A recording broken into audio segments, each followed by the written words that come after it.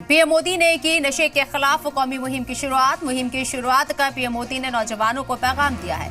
नशा नौजवानों का करियर और खानदान बर्बाद करता है। मंशियात से पाक नौजवान ही हिंदुस्तान की असली ताकत है। वज़ीर आज़म नरेंद्र मोदी ने ये तमाम बड़ी बातें कही।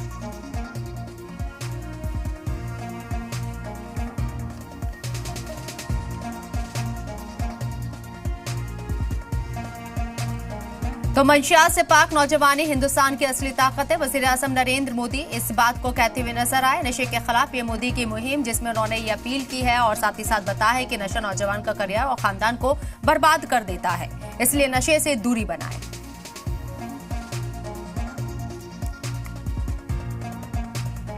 तो नशा नौजवानों का करियर और खानदान बर्बाद करता है। वज़ीर आज़म नरेंद्र मोदी सीधे मंच से इसको खिताब करते हुए नजर आए। उन्होंने अपनी अपील में कहा है कि नौजवानों को नशे से दूर रहना चाहिए।